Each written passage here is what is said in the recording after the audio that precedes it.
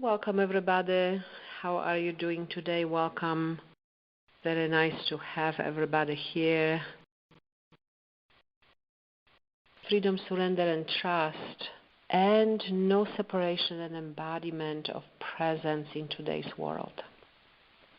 And when I say today's world, when we say today's world, of course, the world is, it's always changing, right? There's always something going on. That's the nature of it. I'm sure you noticed by now there is no quiet moment when it comes to the world. There may be moments, when everything seems to be a little more quiet or stable. But honestly, considering, how many humans are on the planet right now, there's always something going on. However, these past 3 years have been more challenging really for everybody. It affects, the pandemic has affected everybody in the world. And some of the events right now, like climate change, that affects everybody in the world. And some of the other events, like the war in Ukraine, that affects a lot of people. And of course, there are conflicts going on in other areas all the time as well. And so, if we want it or not, we are affected by that in some way. And so, throughout of the pandemic, we have done several programs where I was speaking more about, these global challenges, which really affect everybody, which is rare. It's a very rare, karmic situation where everybody is affected. We can either be more stressed out about it or affected by it in a negative way, or we can see it as an opportunity for freedom. We can see it as an opportunity to commit even stronger to knowing our true nature, to resting in our true nature, to embodiment of our true nature. And when I say embodiment of presence in today's world, because, again, challenges are always here, but we are faced with some very, very particular challenges. And as I'm speaking with many of you, there's this, movement, how much do I want to know? How much, do I want to be aware of what's happening? Do I stay informed? Do I pull back? And there is a practically speaking, a balance to that. However, what I want to speak about more later today and next time also is, how can we remain in that openness and vulnerability with what's really happening in the world, right? That really is where compassion comes from, right? Remaining in that vulnerability, in that openness of what's going on in the world, and yet not getting lost in reactivity that arises for us around these events. And for you that may be, particularly, there may be some particular things that are more triggering or challenging as than others, like maybe the political situation, or maybe the war, or maybe the climate change, or maybe the pandemic, or maybe all of that, or maybe some other things, right? How can we remain in that openness and vulnerability with what's happening, so because we don't want to just shut ourselves off, right? Even though, again, there may be a good balance. There may be a way to find a balance, like too much exposure if you feel too affected, too traumatized by it, too challenged by it, then it probably is too much, right? But how can we remain in that vulnerability, in that openness, and remain grounded in presence? And not get lost in reactivity because of what's going on. And in that way, if we see it in that way, if we see it as an opportunity, right, rather than a challenge, and when I say opportunity, I don't mean to just kind of switch the more negative view into the more positive view, but when I say let's see it as an opportunity, I mean this is an opportunity to come deeper into rest, right? because so much is going on, and we are, challenged or pulled in so many different directions possibly.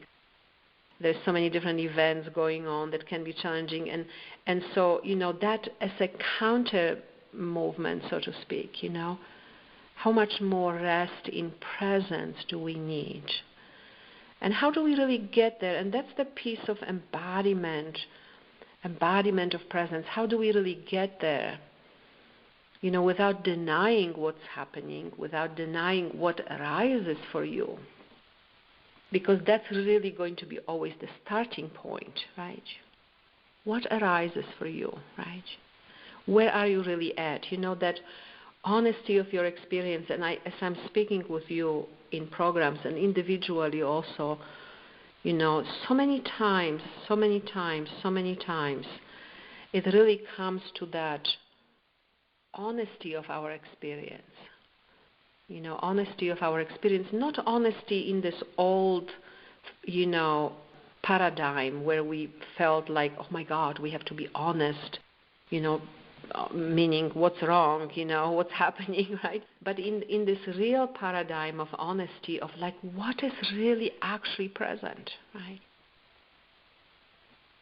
What is really actually happening right now? Where am I at? What is here, right? Because that is going to be the beginning of your ability to be here. And sometimes we think, well, we just want to go to presence, or why can't we go to presence, or, and if that's possible, please, by all means, right? If we can just simply come and rest, beautiful. However, if you find yourself affected by, what's going on in the world, life circumstances, or anything else that is going on, right?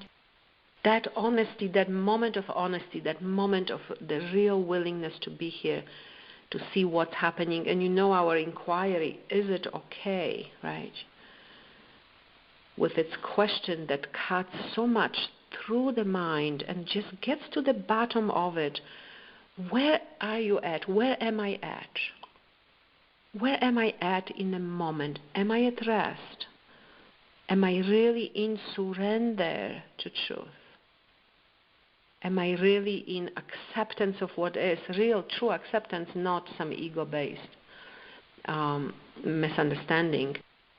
Or am I not, right? Because if we can see that, if we can narrow that down, if we can see it, then that's like half of the work done already, right? Sometimes I would argue even to say 70% of the work is done. It's like the moment you see where you are, that is the beginning of being present, right? And that balance, that remaining in that openness and at the same time resting in truth, and remaining in openness and resting in truth, that's where true compassion comes from, right? That's where we really understand what's going on in the world. We really understand the consequences of it. We really understand the challenges of what's happening, and yet we are not completely lost in that, right? We are able to be present. And that is, a benefit to you, to me, to everybody, to everything in the world when we can be like that, right? And also, of course, compassionate action arises from that as well. So I want to speak a little bit about that, a little more maybe also at some point, and, really focus on there is no separation and what is the meaning of that, to really come and see that again, and how that really contributes to growing in trust, right? The more we can see it, the more we can understand, which leads us also ultimately into this emptiness and love, right? Many things we'll be speaking about. I just want to remind you, your participation is really welcomed, and, if you have questions or sharings, when the time is open for that, please do. Hi, Neelam. This is Gail. How are you, Gail? I'm doing okay. I have a question about this desire that comes up in me when I see suffering going on with people people in my immediate surroundings or, in the world that I hear about. And at one time in my life, I used to do a kind of prayer that gave me a sense that I was contributing something, helping in some way. It was all I could do, but it felt, it was satisfying. It helped me to deal with the pain of resonating with the other people's suffering. But I don't know. I'm not sure about what prayer really is or how to do it in a way that really makes sense, given what I've learned from you and other teachers. So I'm wondering if you have anything to say about what can we do in a situation like that, and Sure. Is there something we could do that would help? Yeah, give me an example, Gail, like recent example when you were feeling that, when you were feeling like really affected by suffering of somebody close to you or affected by suffering of people in the world. Just give me a more recent example. If you could. The most impactful one was the people in Ukraine and the refugees. Yes, of course, and I did take some action of making some donations, but I try not to dwell. I haven't been letting myself continually dwell on their situation, but when it comes up that I see information about it or it comes to mind, there's that wanting to. More immediately, like whenever I go out shopping, I drive by people on the street who are begging for money, and they look like they're really down and out, and I just feel very uncomfortable because I don't feel comfortable making some kind of donation in this situation. I'm in my car and stuff like that with COVID.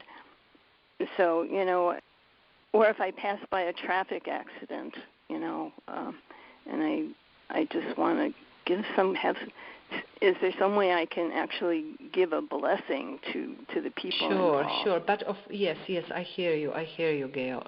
And I want to say, of course you are affected, right? Of course we are affected, right? And all these examples are good. Let's take the Ukraine example because it's probably very, at least in some way, present for everybody, right? Right. And so, the first question is, what happens for you, me, or anybody when we are faced with what's going on in Ukraine right now, right? What is it that we actually experience?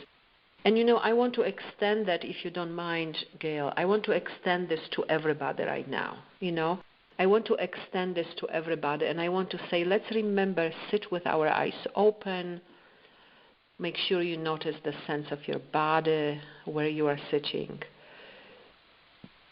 Make sure, your feet are on the ground. And the reason for that is as we are really looking at that, which is how to remain vulnerable to what's going on in the world and yet to remain present, right?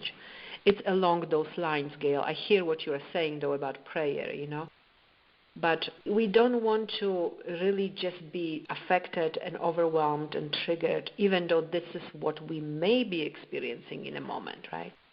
But we want to give some support to our nervous system and brain, the capacity of the nervous system and brain to be here, right? So that's why sitting with our eyes open right now, noticing our body, noticing where we are sitting, this all gives information to the nervous system and brain about what's going on right now, right? And then, when you are faced with this, which is really, it's a terrible situation, right? And the events are just horrific events that are going on right now in Ukraine, And when you are faced with that, Gail, and everybody else can really track that and follow that in their own experience right now, what do you experience? What happens for you when that is present? What happens? In the moment, and since you first asked this question just now, for me, it's been just this tears coming and a kind of just pain, grief kind of feeling. Of course. Which is understandable, right? It's almost we will have to be not human to not to experience that, right? In the face of these horrific events and in the face of suffering, we experience that, of course. I guess I'm also now starting to have a sense of kind of hopelessness about how can all these people possibly get their needs met. And this is where we need to stop right here, though. This is where we need to stop.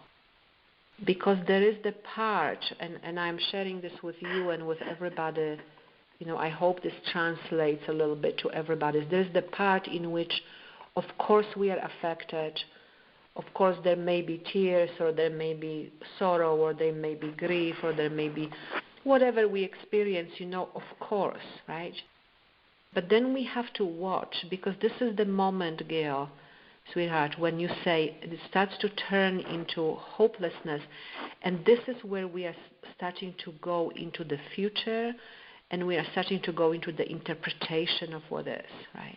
And this is where we have to stop. And when I say stop, I don't mean stop what you are experiencing, but stop the outgoing movement of the mind, right? And realize that that is not helpful, right? And that it doesn't really help anybody or anything. That we feel what we feel, that we experience what we experience, that we are affected by what's going on. That's human, normal, understandable. But then when we start to think into the future, what's going to happen and how is this going to end, how is this going to affect everybody, that's where we are moving into suffering, right? So that part is not helpful. It's not helpful to you, it's not helpful to me, it's not helpful to the people in Ukraine, it's not helpful to anyone. So when you catch that moment, Gail, sweetheart, when you catch that moment when it starts to turn into overwhelm, when it starts to turn into hopeless, right? When you catch that moment, what happens? When you just come back here, what happens? Well, I'm a little confused when you say overwhelm. Is that necessarily coming along with hopelessness? Yeah, because that's what hopelessness is. It's really overwhelm. It's really freeze and overwhelm, right? The moment we start to, the nervous system goes into fight, flight, freeze, and that starts to tip into overwhelm, that's when we're going to start to experience, especially with the freeze stage, that's where we're going to start to experience hopelessness, right? So we have to be very, very careful. It's a vigilance here of how to be present to what is, and yet not to give into the mind, and not to give into the interpretation of it, and so really keep better track of our nervous system of where it's at, right? Because it really is not going to be helpful to anybody if we are all in overwhelm over this, right? We can't really be in any positive way. We can't really function, or we can't really contribute, or we can't really have any positive or good ideas, or we can't really take action that helps if we are all in overwhelm over this, right? If that makes sense, right? Yeah. I have been speaking with a friend a few days ago who is dealing with, terminal illness and other things. And she also is extremely overwhelmed by the circumstances in the world, and I was saying to her, well, at least there is the positive response, like at least our president and some, other countries are really coming together to whatever extent is possible. And for the first time, really, in a very long time, there were so many events in the world, like China taking over Tibet and Russia taking over Crimea. And these are just, closer to us in a certain way, but these events are going on all the time in the world, right? Wars and countries taking over some other countries and occupation and all that. But I said, this is the first time in a long time that there is some more positive response in the world, even though it's not ideal, it's not what we would all want, we would want it to end, right? But it's not, but at least there is some positive movement there, right? That hasn't been there before, and I really feel like there is there's some hope in that, right? And what I'm listening to is a lot of countries are trying to make changes to be independent from Russia, and to not to be dependent on the energy from Russia, to do this, to do that. There's a lot of change going on, which can be, very positive, right?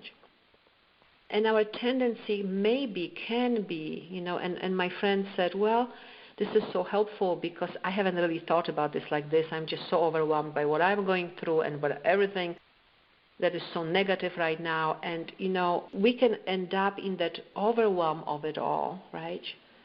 It's a very fine line between feeling or experiencing or allowing what we are experiencing about it and being so affected by it that we are traumatized or we can't really be here or we can't contribute in a positive way, right? A very delicate balance, right?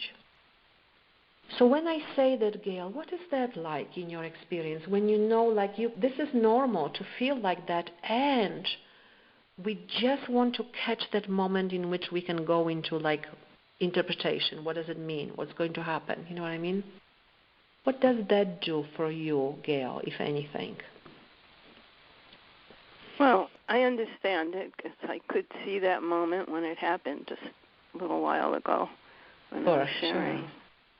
And I could see that when I started to get that feeling of hopelessness, it triggered more grief, but it was kind of, I could see it wasn't kind of clean emotion like the initial feeling of grief, which just felt healthy somehow, like appropriate, beautiful. And yes, of course.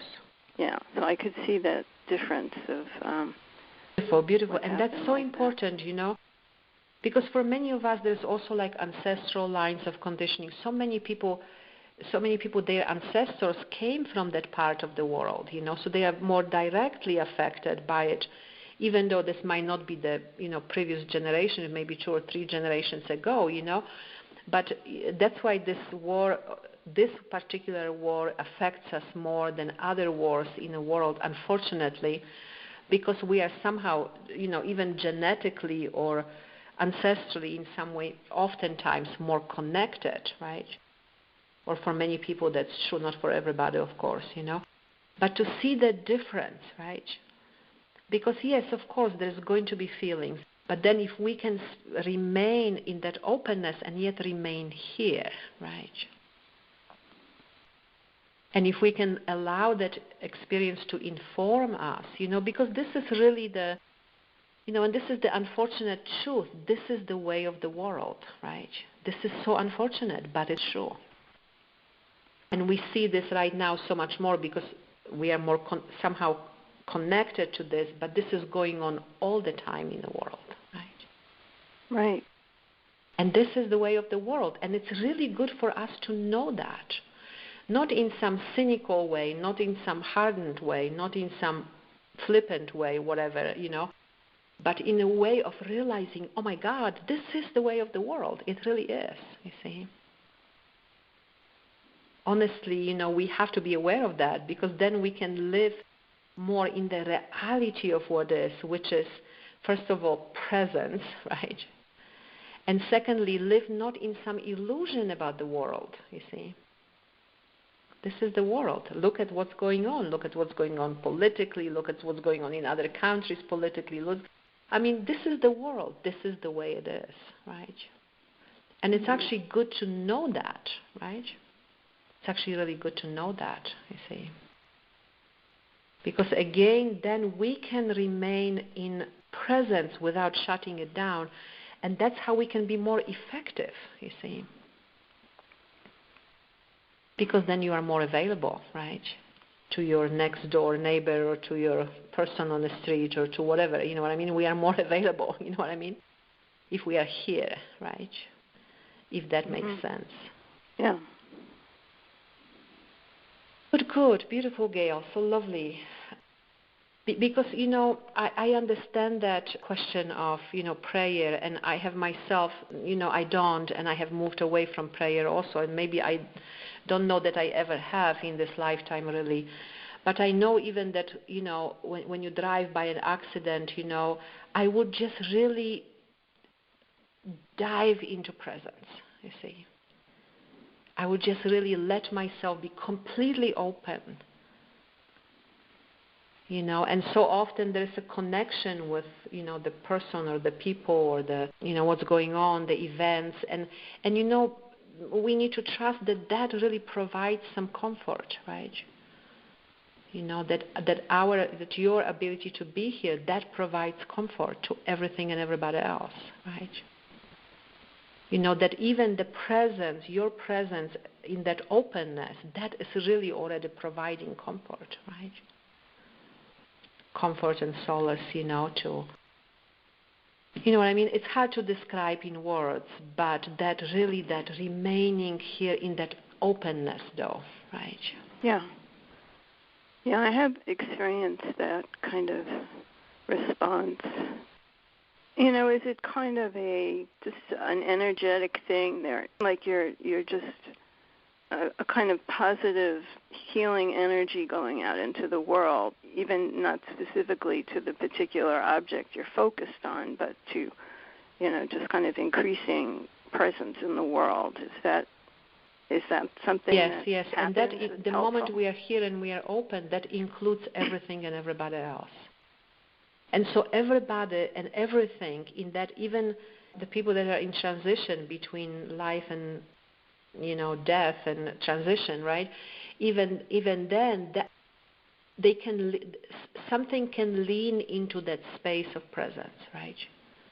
When that space is available, everything can lean into that. It can gain some solace or rest from that, right? Even though there might not be conscious desire or awareness of that, right? I'm sure when you go somewhere and when you are really here, people are really affected by that, even though they completely don't know why, and what's happening, right? Just because somebody's here, that is extremely powerful, right? So in the same way, right? So, okay, good, Gail. I hope this answers your questions a little bit. Thank you. Thanks very much. Yes, beautiful. Good, everybody. So we can do a little bit more formal inquiry with this subject that Gail was bringing up, that we were talking about, how we are affected by events in the world, and what is the response. We can either work with the question of how to be present to that. So if you are experiencing that, being affected by the events in the world, right, in your life, in the world, that could be your topic of inquiry, so to speak, or the question and issue of trust, right? The question and issue of trust in our true nature, trust in presence. If we are experiencing issues of trust or misunderstanding about trust, or not knowing or not being able to trust, either one of those. And we're going to start by sitting with our eyes open.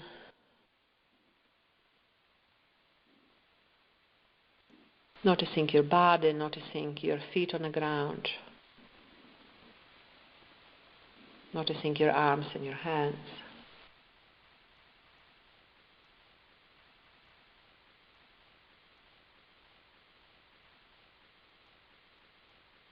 Good. I'm not even going to unmute everybody right now, but just in your own space, if you can, let's just start by describing the situation. If you can, speak aloud. If you can't, just speak quietly, internally. But just describe the situation that you are experiencing some challenges with in the world or in issues around trust.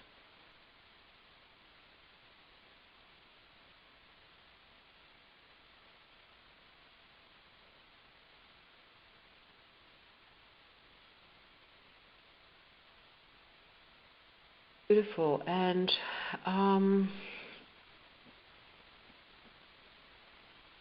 as that description winds down for you, it might take a little longer or a little less time, dependent, right? We want to describe it, well, we don't want to get lost in the interpretation of what's going on, right? But we want to describe what is. Good, beautiful. And so as that description winds down, take a moment and really become aware of what is present for you. What is present?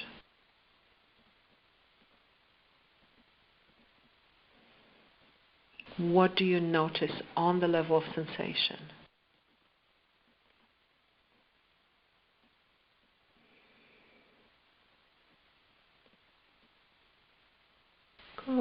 Good, beautiful. And usually when we speak about it, when we describe it, it's to show up more on the level of sensation. We become more aware of how the physiology is, right? So in a moment I'm going to ask you that question of inquiry, and based on my conversation with Erin earlier, just be aware how so often we want to just habitually answer that question, but that really is an inner investigation, and it's really for you, right? You want to know really honestly where you are at, right? So right now in this moment, as you are sitting here, not in the past, not in the future, it's not about the event or events, but right now in this moment, as you are sitting here, are these sensations okay?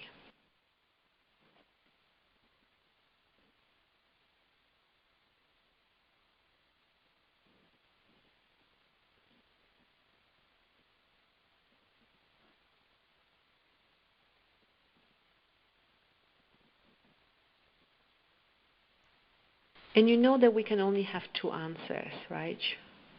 Either it's a yes, and that's clear, it's a yes, or we don't know, or maybe, or it's a no, and then I would say all of that is a no. So if your answer is yes, then just stay aware of what is present.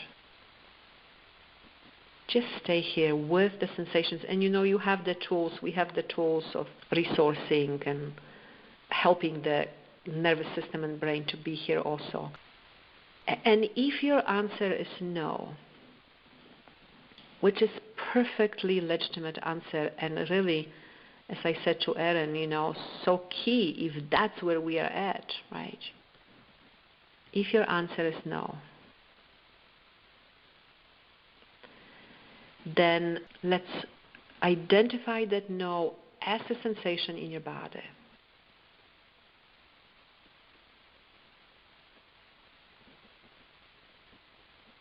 Good, beautiful. And if you can notice it as a sensation in your body,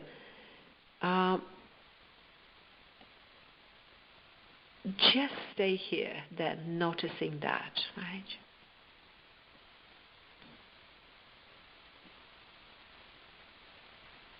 And again, if there's a lot going on in your experience, you might want to notice your feet, notice your legs, your arms, your hands.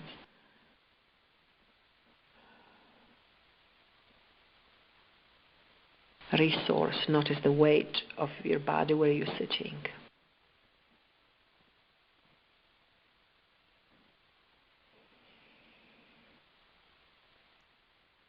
And we are going to sit here until there is a shift, right? We are not doing this shift, this is natural, it just happens, right? And when it happens, though, sometimes it's so subtle, sometimes we are not used to yet noticing it, because sometimes the shift is so subtle, but that shift, that's a movement away from the past and into the present. Good, beautiful. both when we were sitting with Xiao Tian and then with Aaron, fairly soon there was that shift. Sometimes we don't notice it so quickly, right? But there is the change. And that's so important because that means that nervous system is starting to come out of that past, however it's holding it, right? And move more into the present.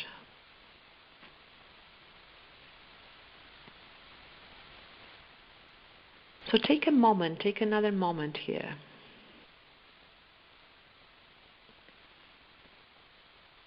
And that shift can show up as relaxation or maybe a deeper sense of presence or stillness. Maybe the perception has changed. Maybe the colors are brighter.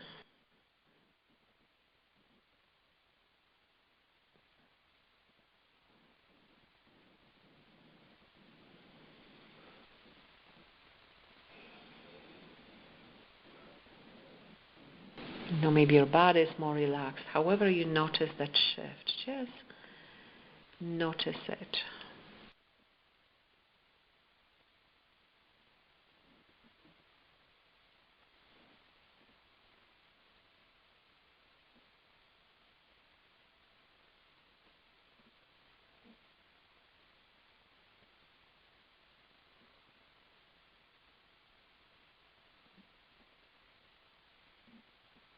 And just another moment here,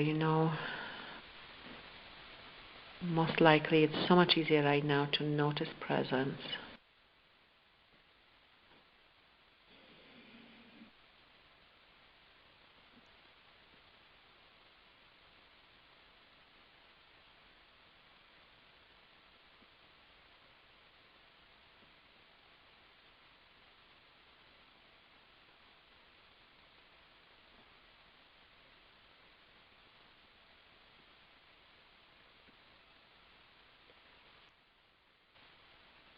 And what we really want is we really want to come to rest first, right? And then if there is a movement, if there is any action needed, or if there is, that becomes then more apparent, right, when we are here. Which is so different than when we are in reactivity, right? But if anything was supposed to happen, or if you were meant to do anything, you'll be aware of that, right? Otherwise, just coming here.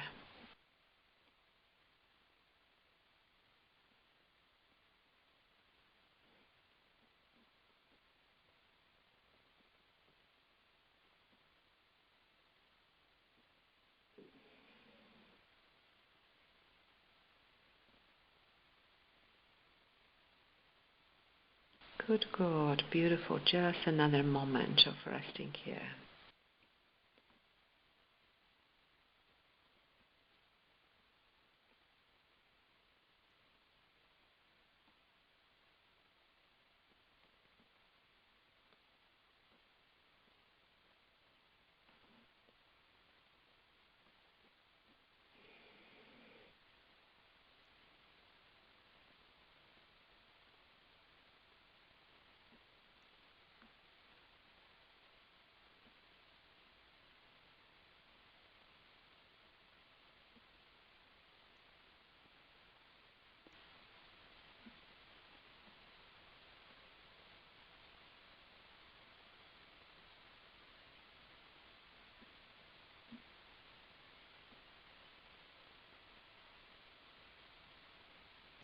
And I can't say enough of how invaluable it is to just rest here like this. We might think sometimes, we need to do this, or we need to do that. And, this is really, first of all, the measure of surrender. But that's really the true transformation, is when we are here, when we can be here like this.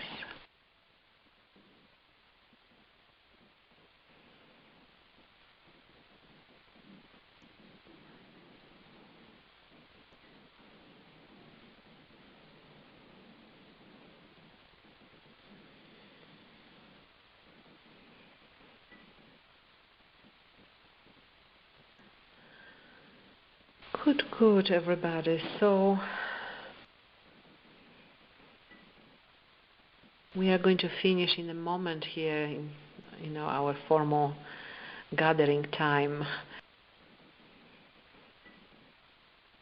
If you want to unmute and say goodbye, you are welcome to do that.